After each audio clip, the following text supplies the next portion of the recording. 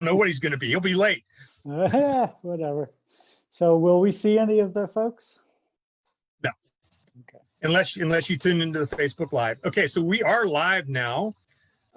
Good evening, everyone. I'm Michael Bagdes-Canning. I am a candidate for state representative in District 64. We may have Jay Walker from District 23 joining us later on. He's probably saving the world somewhere at the moment, and he'll be back soon. We are also joined tonight by Frank Kirkwood, and we'll talk more about Frank in a few minutes. Tonight's conversation is how 21st century corruption works. We'll be talking to Frank. Like I said, he's the Western Pennsylvania chapter leader of March on Harrisburg. We also have several more of these conversations coming up. They're on our schedule. The next one is September 25th, which is the day after tomorrow at 7 p.m. I'll be sitting down with Patricia DeMarco, Dr. Patty DeMarco, and the topic will be green jobs now, how we go from oil wells to solar panels and full employment too. Okay, I'm urging you to check out our webpage. It's Mike4FORPA64.com. While you're there, make sure you click on our Facebook page where you can find recordings of our previous conversations. Also, check out our Twitter feed and our Instagram page. I'm pretty proud of both of them, especially the Instagram page. I'm not much of a filmmaker, but I'm playing around with it. Before we get to Frank, I did want to say that this is a conversation. So we're going to invite you to participate in this, and you won't actually get to talk. But if you type your questions in the comments section on the Facebook page, then I'll be monitoring that, and I will do everything I can to relay the question to Frank, or if it's directed to me, I'll answer it too. Let's see. Just to get this moving, I'm sure that most of you have heard that our system is broken, and you would think it is, but actually it's not broken at all. It's working exactly how it's supposed to be working.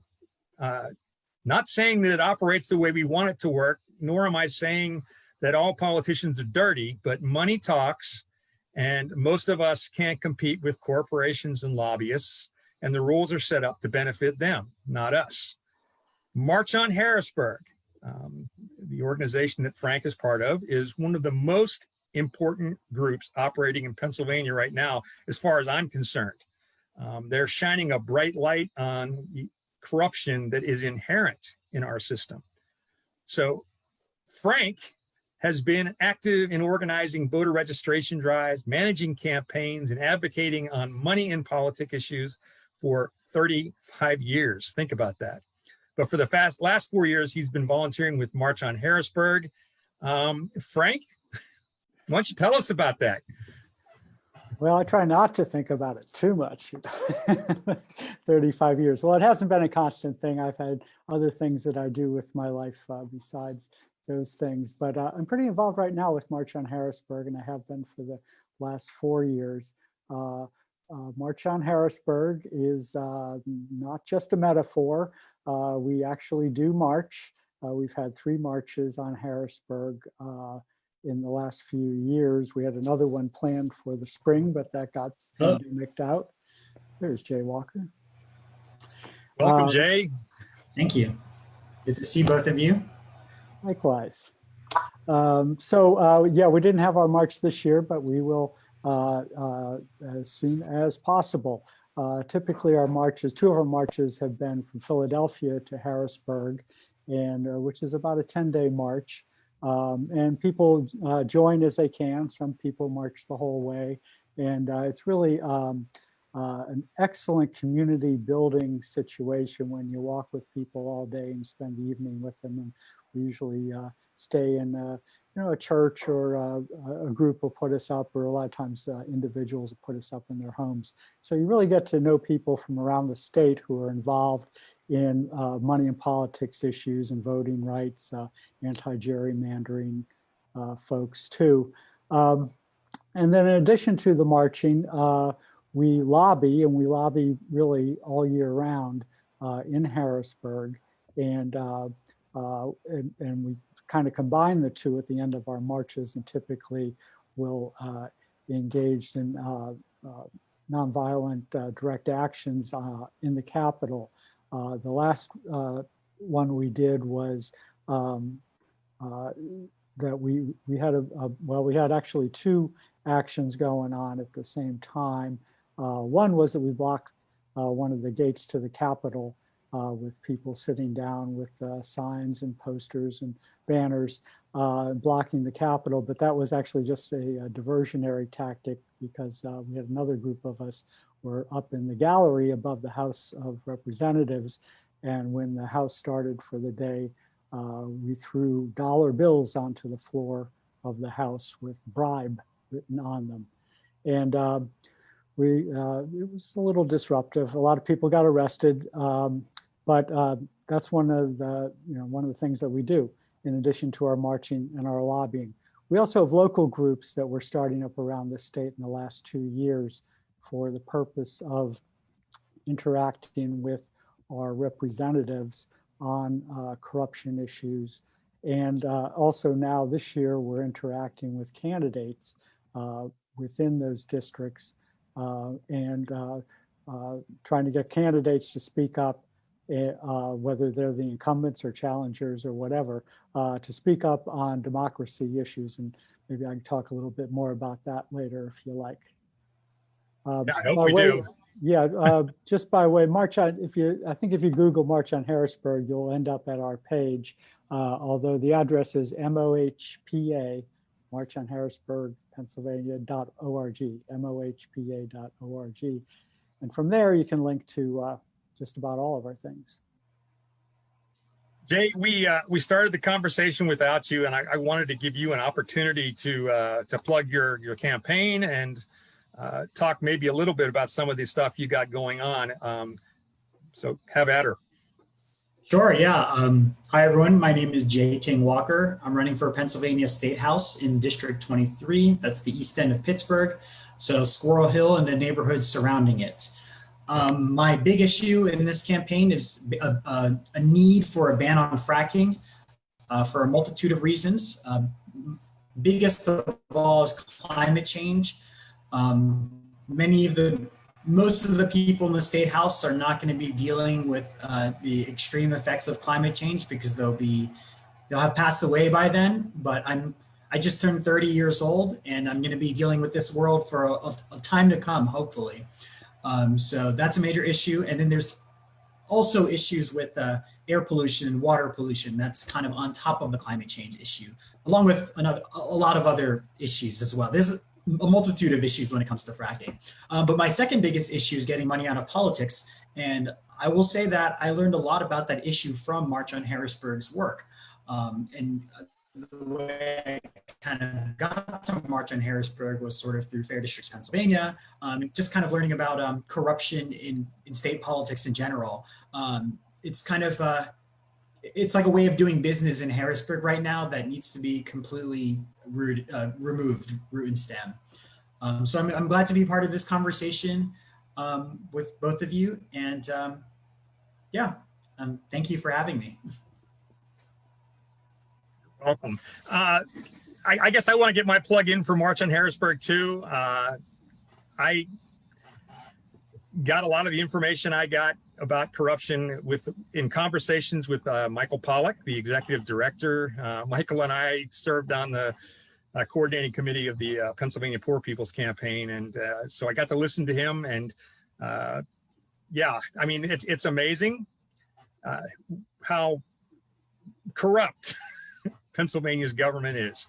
I want to go back a little bit, Frank, to one of the things you were talking about. You talked about your three tactics for change.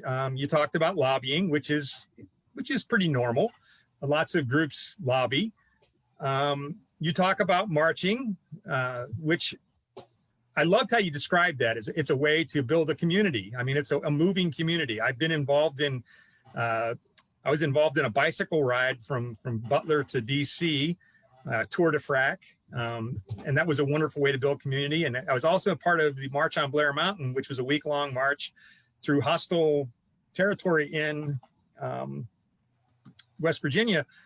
So I love those two things. But then the other thing you talked about is direct action. And you specifically talked about getting arrested.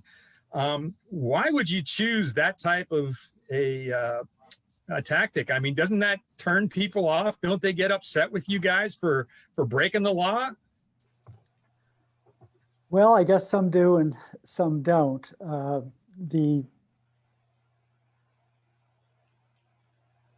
The thing about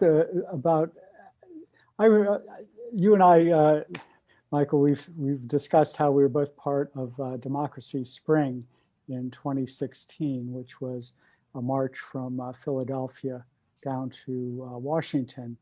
And then there were a series of, I think, over 1,300 people arrested on the steps of the Capitol there. And I remember being part of that, and after an entire lifetime of trying very hard not to get arrested, I found myself walking towards the Capitol building with the intention to be arrested that day. And I think that among the things that it does, I think that it makes a strong personal statement for yourself and for people you know, and for people who don't, who see that this is something that people ordinarily are very uncomfortable doing, like I was very uncomfortable doing, but you're willing to do it because, in part, because you've done the other things. You know, we've done the lobbying, we've done the asking, we've done the explaining, we've made all the points, and still we're coming up against a system that is not being very responsive. And I mean, part of the reason they're not being responsive is because of the problems that we are marching about and risking arrest about.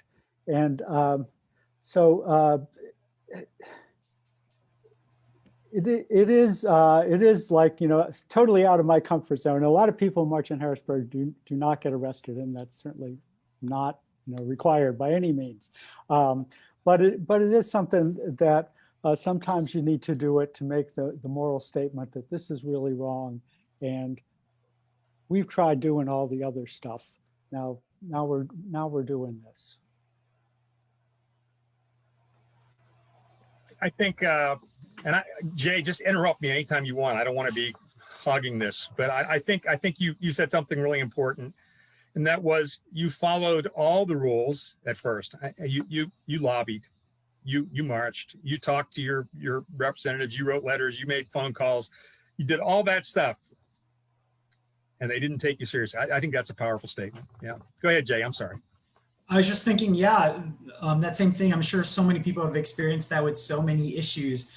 My two clear examples of that is one, after the 2016 election, everyone was like, we're going to call Toomey 1 million times to get him to listen to the people. And I realized Toomey does not give a damn what any of the people have to say. So that was my one lesson. You know, they were talking about the 5 calls a day, call both your senators, call your state house representative, call your congressional representative. And I was doing all of that stuff every single day, and it was clearly having no effect. And my second example was with the Fair Districts Pennsylvania gerrymandering bill. That bill had more co-sponsors than the number of votes that it needed to pass out of the Pennsylvania House. And yet it still never saw a vote until it got gutted and replaced by a terrible bill. So that's when I learned that, you know, the system, even when you're doing what you're supposed to be doing, advocating to get your Pennsylvania House rep to listen to the people, applying the right pressure, it still doesn't work for a variety of reasons.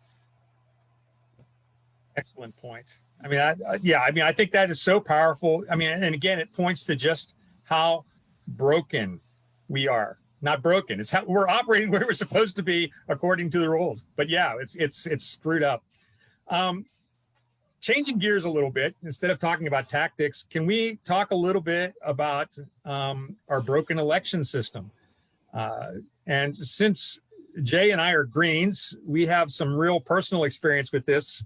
But we had to jump through hoops. And I've been saying that if it hadn't been for Jay, I wouldn't be on the ballot probably. Jay was very instrumental in helping me when I was compromised. My immune system was compromised. And he really did a lot of hard work for me and my candidacy. And I appreciate that. But it's a damn shame that we had to do that. And then the other thing was that the top of our ticket, the presidential candidate, Howie Hawkins, was just booted off by the Pennsylvania Supreme Court. So March on Harrisburg, I know that's one of your issues, is fixing our broken elections. So what you got going on? Well, there is much work to be done. And one of the things that we're doing, every year we pick a number of reforms that, as a new General Assembly is seated, we emphasize those, a handful of them, and then there are other bills and other reforms that we hope will get sparked into a fire as the year goes by, and we push those as well. But we actually have an awful lot of reforms that we would like to see take place in Harrisburg. And I'll refer later. Well, actually, if you check out our website, we have what we call our menu of reforms, which includes, there must be 20 different things on there, and there's plenty more that can be added, including the treatment of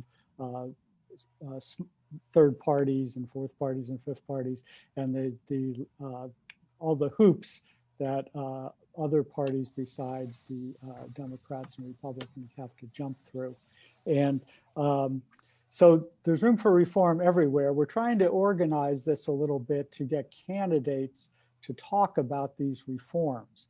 And March on Harrisburg is a nonpartisan organization, and we don't endorse candidates, but we do try to get candidates to talk about these democracy issues. Candidates, certainly of the two major parties, many times would rather not talk about these issues, particularly, money and politics issues. So when you start talking about money and politics issues, you have politicians who have to admit to their constituents that they're seeing a second constituency, and those are the people who finance their campaigns. And that's a very uncomfortable conversation for most politicians to have. And even if they feel like, even if they feel like they could call out an incumbent along those lines, generally they would rather just leave that issue on the side because they have their funders as well. So we're trying to encourage candidates to talk about those issues, about voting rights issues, about gerrymandering. And the way we're doing it this year is that we've actually two ways we're doing it. One is that we've started local chapters, as I've mentioned. And in those local chapters, we have people organized who come together and contact the candidates where they live, the candidates that are going to be on their ballots. And we've gone through this process with both Mike and Jay. And what we do is we have a bunch of constituents get on a call, although when we started, this was pre-COVID, and we'd actually meet with the candidates. And we would give them a talk about what March on Harrisburg is about, and talk about some of the bills that we've been pushing and about some other reforms that we would like to see, and have an interchange with the candidates about reforms and the things that the candidates would like to see. And at the end of that process, what we ask candidates to do is to put on their web page, what we call a democracy page. And on that page, we'd like to see a discussion of the problems they see with our democracy and also the solutions they support. We did that in the primary with in 3 primary races, had 7 out of 8 candidates participate. And now we've expanded it to, I think we're up to 12 districts statewide where we've talked to the candidates. Some of the candidates have posted democracy pages, as both of you have, and others will not even respond to our request for a conversation. In most districts, though, where we're active, because it is constituents who are coming together and making the request to talk to the candidate, and then the request for the candidate to put their ideas about these reforms on their website, we usually get a pretty good response, at least from one candidate in a district. And so by doing this, we're doing several things at once. We're trying to pin down some of the candidates on what they support in writing on their webpage in the context of an election where they're talking to their constituents.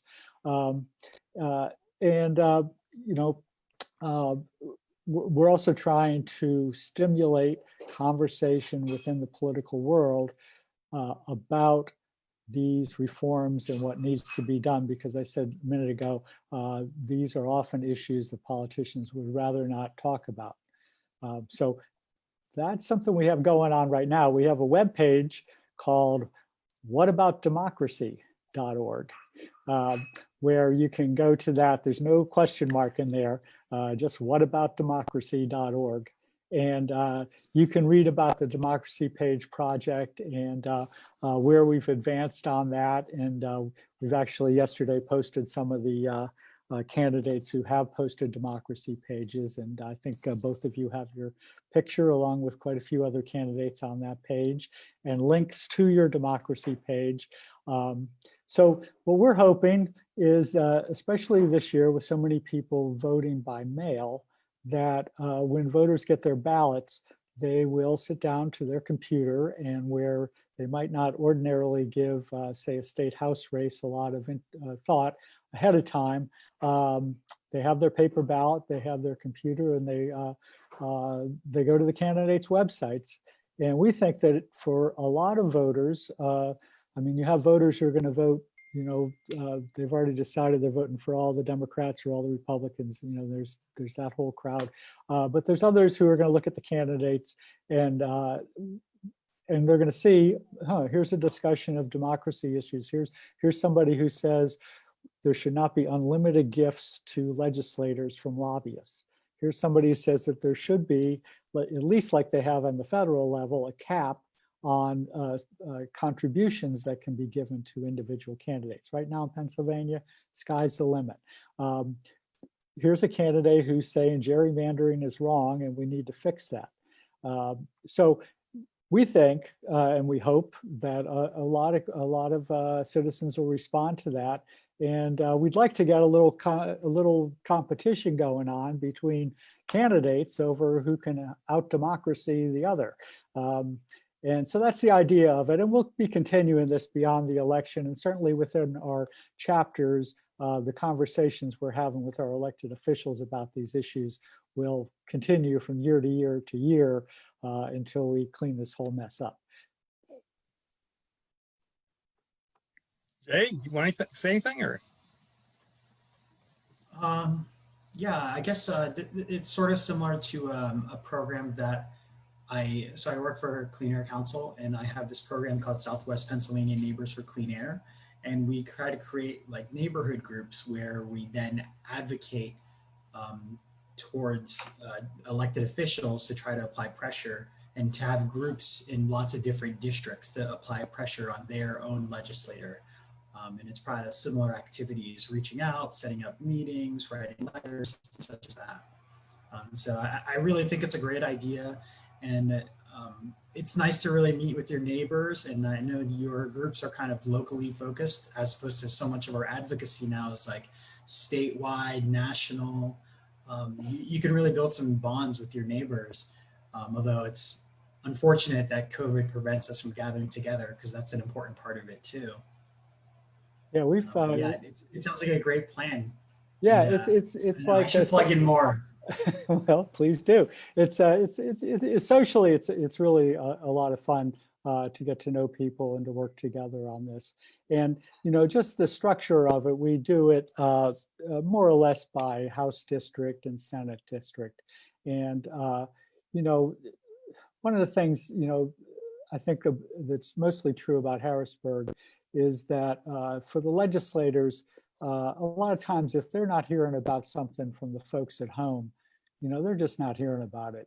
And although we can go to their offices, and we do, and explain the nuts and bolts and why this reform's a good idea and present bills and help get bills moving, you need to have the folks at home pushing along the way in order to get these reforms done, because just a lot of reforms that need to happen are they're pro-democracy, they're anti-corruption, and in a way they're also anti-incumbents, because incumbents are they're in office, they've won their elections, they have arranged, largely they've arranged their campaign financing, and they have their set of people who help them win re-election, and they, by and large, they would like to have the next election be as much like the last election as possible. Like, the same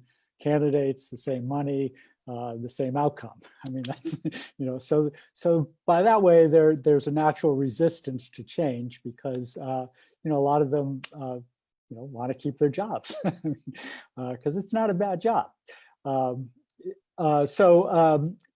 So it is important that they hear from folks at home that these democracy issues are really what people are concerned about. I think we've reached a difficult time in our democracy, and a lot of people recognize that as well. And we would like to see action, and we feel like the action starts with the candidates at least saying what they'd like to do. Let's have this conversation, and then see who gets elected. Let's go get it done in Harrisburg.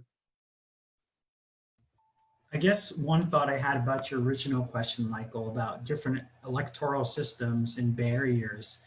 One thing that I've been trying to talk more about this campaign season is proportional representation, a way of kind of, instead of electing just the person who has the plurality of votes, you kind of see how many votes each party gets, and then you assign seats based on that distribution and over a bit larger districts. So one really interesting example, a demonstration of that, was in England last year. They held an election that was proportional representation, and then they held an election that was first past the post right after that for different positions. So their proportional representation election was for what's called minister. It was European Parliament. I can't believe it's MEP. I forgot what the M stands for. Maybe Minister of European Parliament. But it's basically a representative in the EU, and they ran those elections by proportional representation. And in their elections for Parliament were first past the post, sort of similar to our elections here. And the Green Party is a global party with shared values, and the Green Party did better than their equivalent of the Republicans in England in the proportional representation race. And then in first past the post, they won much fewer seats, which is, it's just like crazy to see how people vote strategically, they vote scared.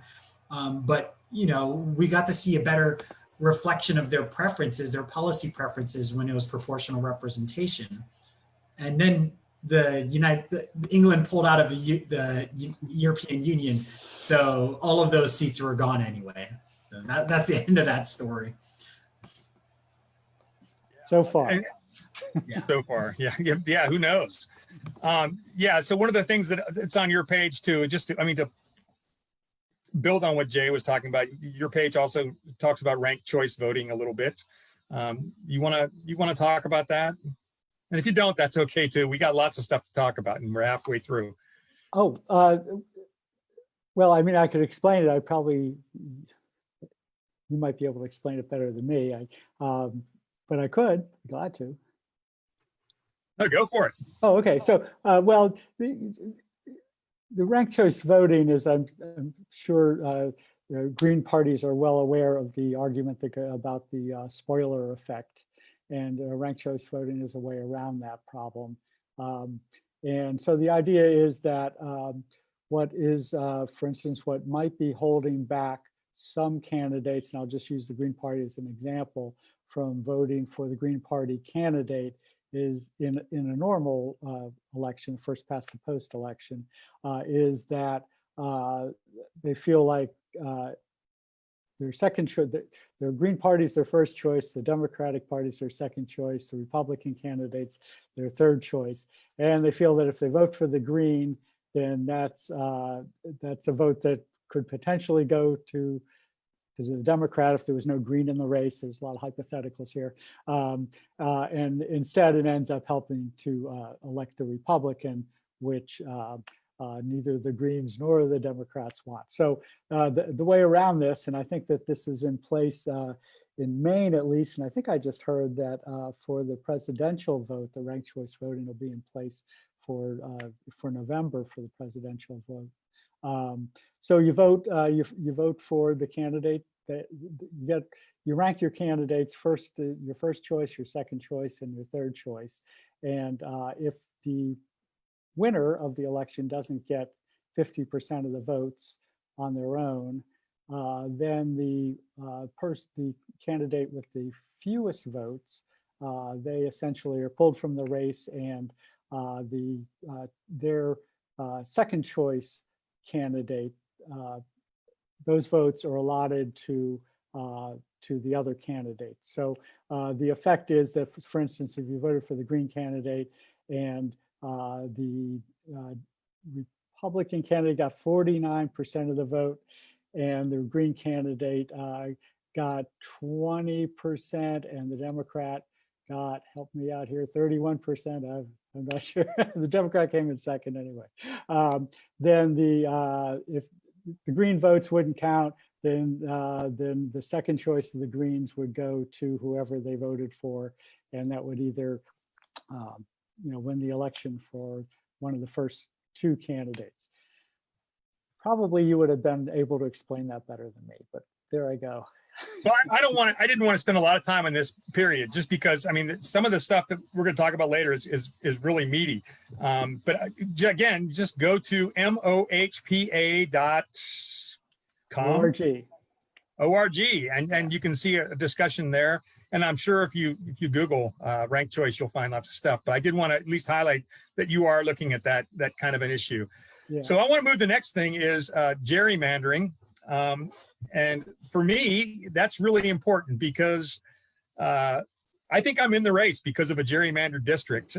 My district, when I looked back in March, I saw that there was no Democrat running at all.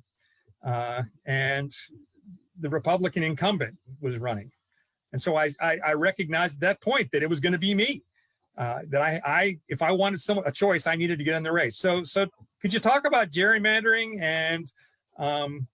and also, I guess the other thing, I did want to mention this too, 37% of the House races in Pennsylvania, 37% out of 203 are either, well, they are unopposed, which is scandalous. And 25% of the Pennsylvania state Senate races are unopposed. So a lot of people in Pennsylvania don't even get a choice about the person they hate in Harrisburg. So talk about it. Well, it's really, it's always been a problem historically, but it's really a big problem now because the ability of the people who draw the lines, their ability to know essentially who votes which way usually, and to either and to favor their party when they draw the lines. So that's the short version. The actual, we're coming up on a redistricting now following the census, which is also a questionable subject right now. But when the census is completed, whenever that is, there'll be redistricting lines drawn for the state House, state Senate, and also for Congress. In Pennsylvania, we have a bit of an odd system in that For the congressional lines, the House and the Senate will pass a bill, like an ordinary bill, and that the governor will sign, and that will contain the lines for the congressional districts. For the State House and the State Senate, though, the lines are drawn by the Reapportionment Commission. And this is according to the Pennsylvania Constitution. And that commission's made up of the majority party and minority party leaders in the House and their counterparts in the Senate.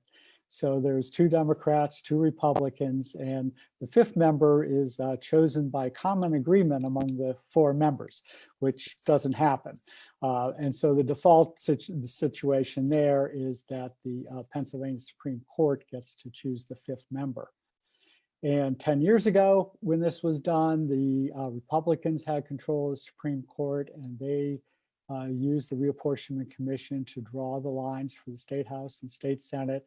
And that produced the line that you're looking at there. That produced the situation where so many of the districts are heavily one party that the other party does not field a candidate. It produces a situation where,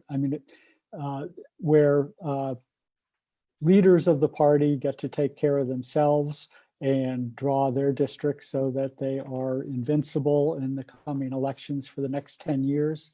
And it creates a situation where the districts are so one-sided with Democrats or Republicans that you combine that with the primary election system where you have primary elections where only people who are in the party get to vote, and typically it tends to be the more ideological people who vote in those primary elections. So you end up in these one-party districts with the most hardcore people on one wing of the party supporting their candidate in the primary. And so that the candidate maybe isn't even representative of their party, but then they go on in November and maybe they don't have an opponent, or maybe they have an opponent who doesn't have any funding.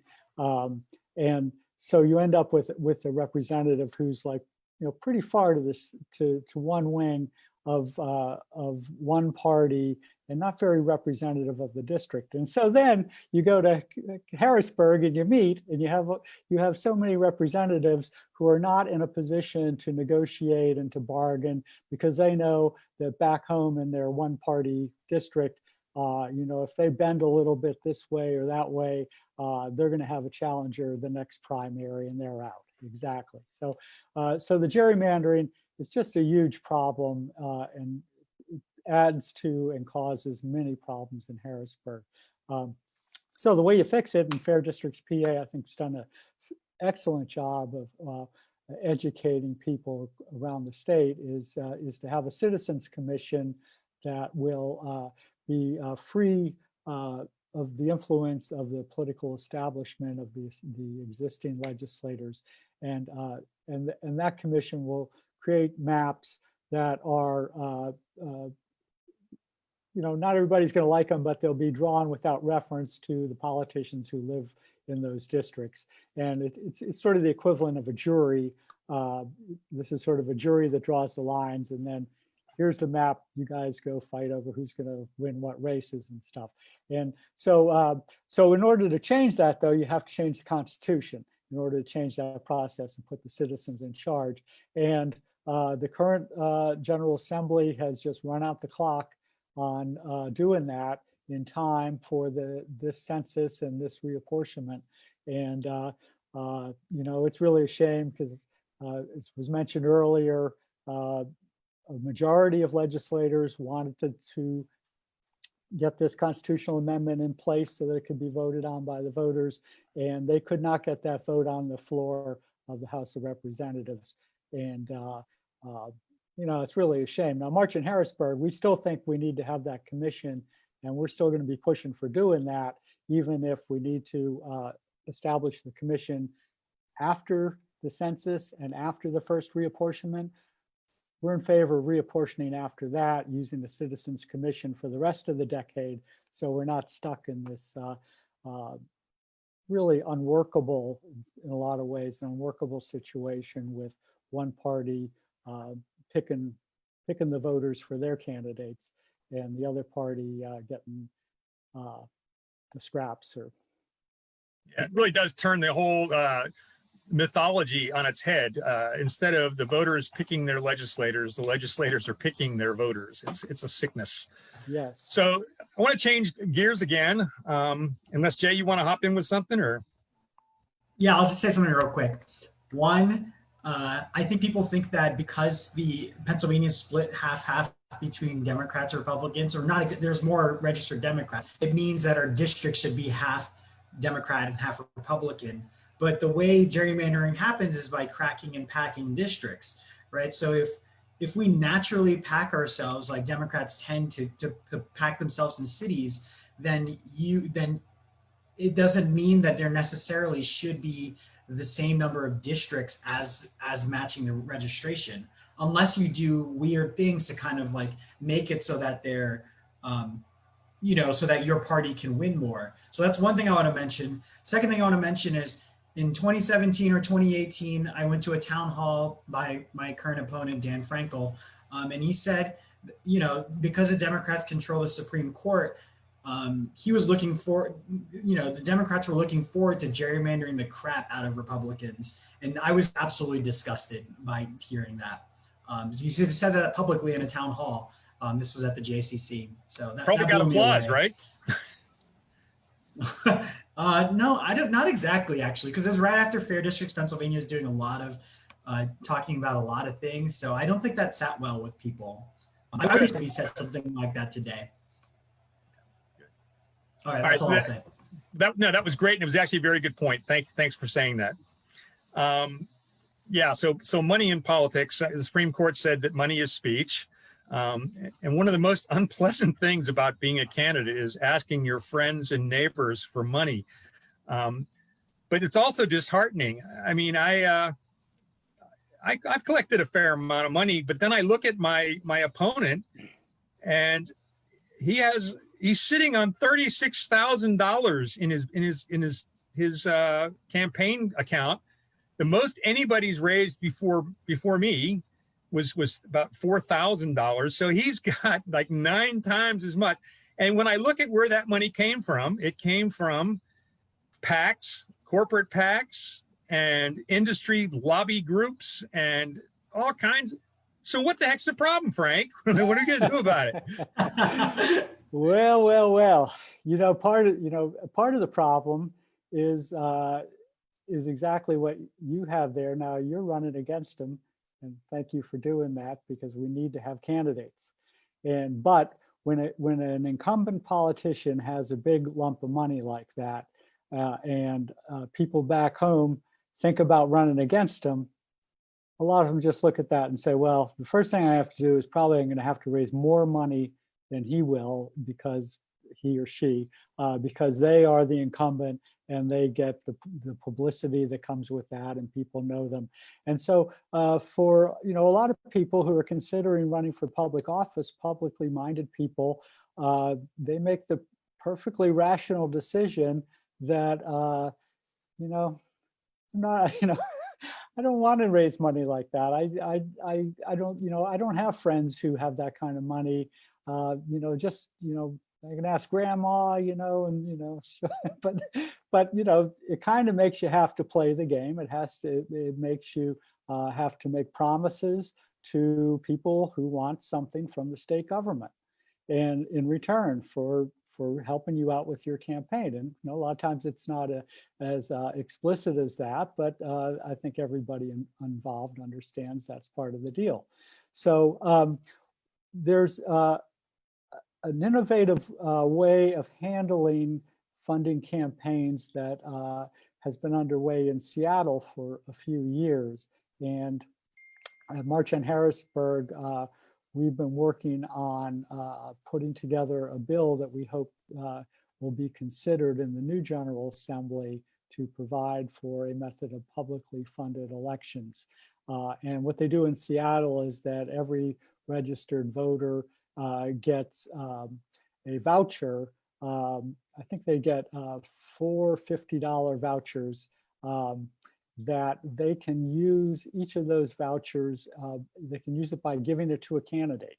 And the candidate takes the voucher and turns it into the election commission, and the commission gives them $50 that they can spend on their campaign. And so it's a way that ordinary people can help to fund someone who wants to run for office, who is civic minded, who's not interested in trading favors for money, or doesn't want to do that. It's a way that you can complete the connection between representatives getting both their funding and their votes from their constituents. So that's who they're obligated to, is their constituents. And when they run for re-election, they know that they can go back to their constituents and raise money for their next election.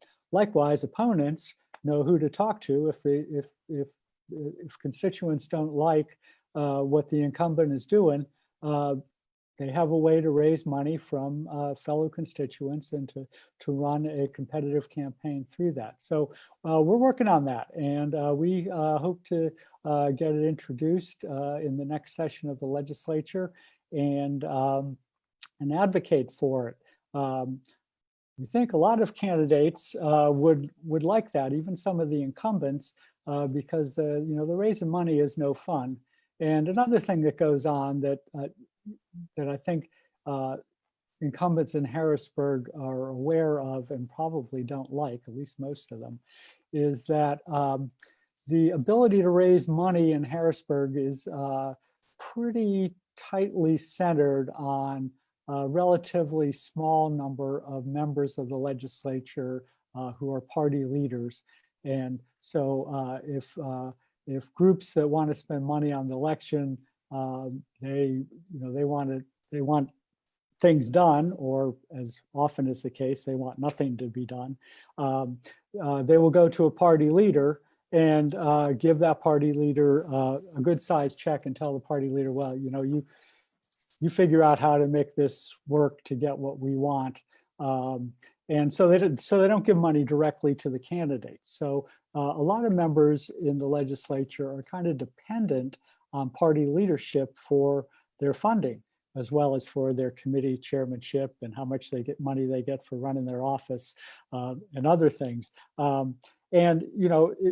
If you get elected to serve the people in your district, but you're dependent on a party leader for your campaign money, well, you're not really in a position to represent the people in your district.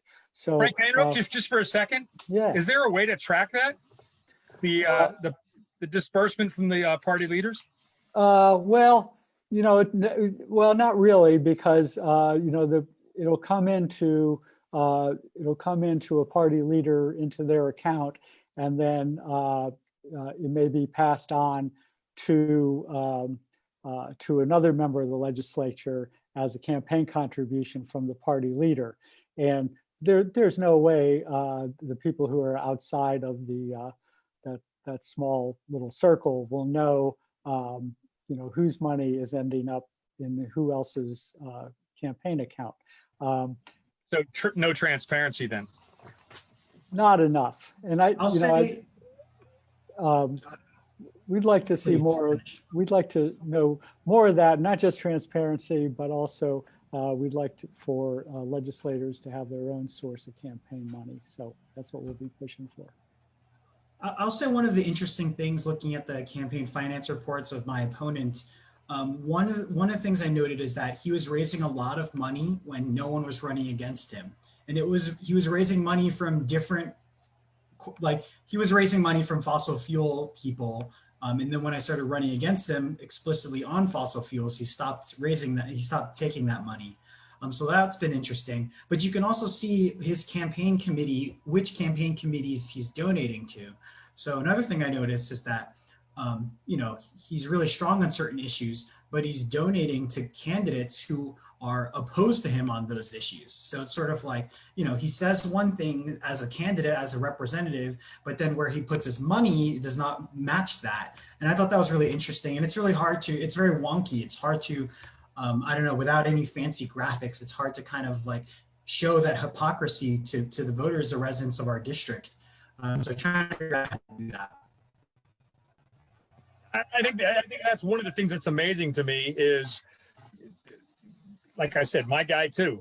You know, he's run unopposed, I think 3 times, and yet he's amassed this huge war chest, and he doesn't need it. Just yeah, but he's getting donations from PACs, fossil fuel places. I mean, you know, he lives in Oil City, so of course fossil fuels is a big deal, but it's crazy. Yeah. I guess another thing that I wanted to talk a little bit about is I see you're calling for a gift ban. I'm so glad you raised that. Right now, lobbyists can give legislators any amount of anything, and a lot of it does not need to be reported. For instance, there's a $650 reporting threshold for gifts like golf weekends, trips here or there, any sort of you know, Steeler tickets, any sort of stuff like that. So there's a huge amount that goes under the limits, and then you have the reporting limits, and then you have a lot that goes on that's really just working around the reporting limits so that they don't have to report it. It's really, you know, it's I call it the lowest hanging rotten fruit of money in politics. So you know, it's dinner out in Harrisburg. It's really it's dinner out, and then it's combined with the situation where legislators have a choice of getting a per diem payment for their food and drink while they're on official business in Harrisburg, and so. Does that include housing too, Frank? There's a housing and a food. I think it's 110 a day for housing and 60 some, I think, for food. But the way it works is that they can pocket like the $60 a day that they might spend on food if a lobbyist takes them out to dinner. So that's $60 in their pocket, tax-free.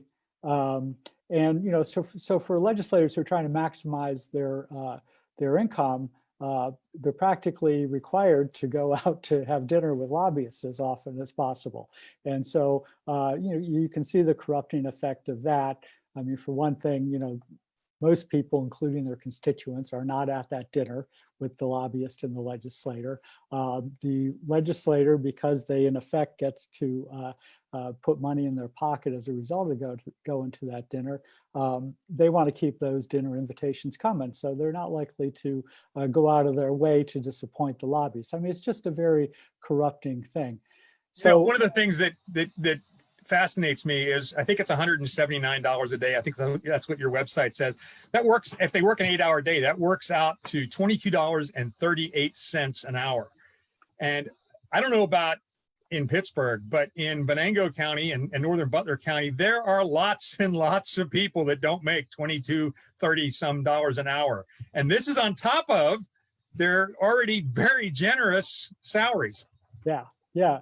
It's a pretty good job, you know, and I mean, for some of them, if you're, you know, if what you're doing is doing whatever the leadership tells you to do, you know, it's pretty easy work. But so the gift ban is actually something that we have been working on for several years now, and well, we were able to help a gift ban get through the State Government Committee in the House back at the end of last year in November. And that's gone to the floor of the House, and there it's been sitting. And now we're winding up the term of the General Assembly, and we are asking the Majority Leader, Mr. Benninghoff, to bring that bill, the gift ban bill, HB 1945, to a vote on the floor of the House. And this is coming up in the next 2 weeks, really, that this needs to happen. And we're going to be doing some actions in Harrisburg to push this bill. And we're also trying to increase the level of public demand for this bill. And so if you would go to our website, I'll just mention it again, March on Harrisburg, mohpa.org. And connect with us on our Facebook and Twitter and Instagram and that sort of stuff. We're very active on those platforms.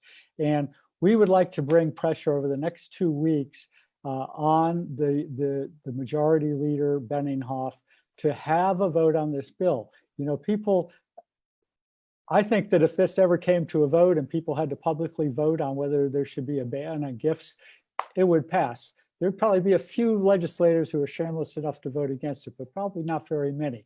So we shouldn't have those folks being protected by not having a vote. Let's have the vote. Let's see who's who, and let's cut out this low-hanging rotten fruit of money in politics, corruption. So please get on our Twitter feed and crank it out there over the next couple of weeks, and we're going to try to raise public awareness of this gift ban bill and try to get it past the floor of the House. We hope to amend it. We hope to make it even better, even tighter, and then on to the Senate and get it done. You know, the election is coming up, and you know, to the degree that the folks in Harrisburg have their ears up to what goes on at home, this is the time that they do it. And this is just the sort of bill that people at home understand, and they know this is not right. This should not go on. And we need folks to tell their legislators to ask Representative Benninghoff to call a vote on this bill, HB 1945. 1945. And Frank, I guarantee you that in PA 64, they're going to be hearing about it. Good. It's really, you know, it's I talk to people all the time, and they can't believe that it's even true that this is allowed. You know, it's crazy. It's insane. Crazy. You know, Jay, if you ever want us to talk, just tell me to get out of the way. But one of the things that just strikes me is, you know, the almost a lack of limits on gifts, almost a lack of limits on campaign contributions, and a complete lack of transparency in so much of this. It's sick. It's sick.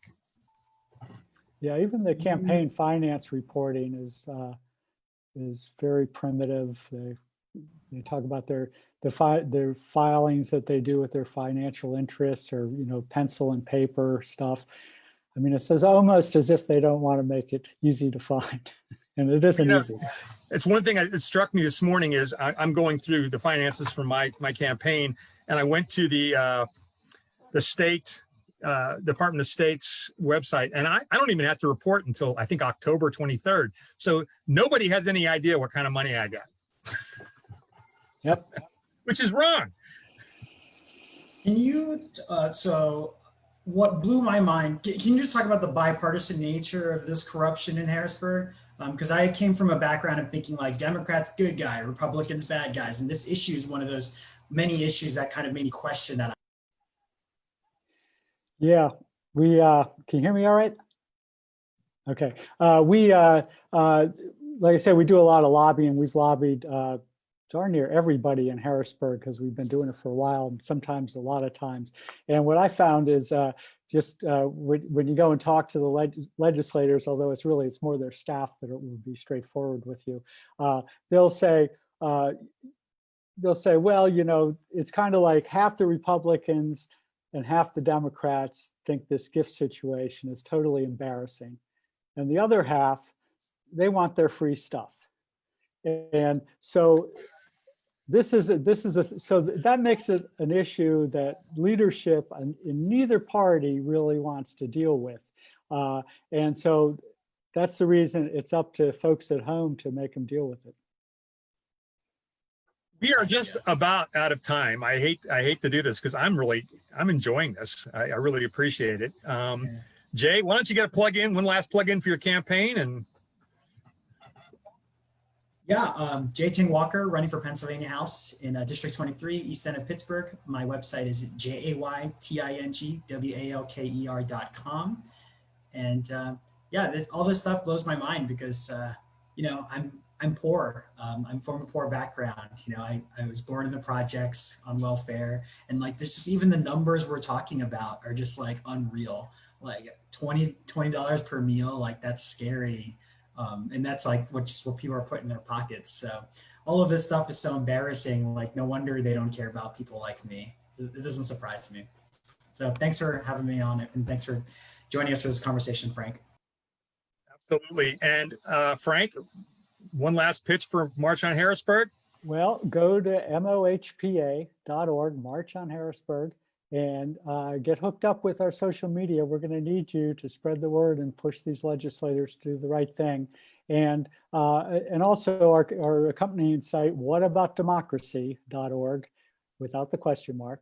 And have a look at that. And we have a tool on there where we allow people to put in your name and address, and it'll automatically send a letter to the candidates who are running for State House and State Senate in your district, asking them to put up a democracy page. And they need to hear from you, because if they don't hear from us. Well, I guarantee that both Jay and I have it up. And if I lived in District 23, I'd vote for Jay Walker. I'm already a big fan of March on Harrisburg. And so I'm Mike Bagdes-Canning, running for state rep in PA 64. And I thank you guys all for tuning in. See you in a couple days, I hope, with Patty DeMarco. Good night, all.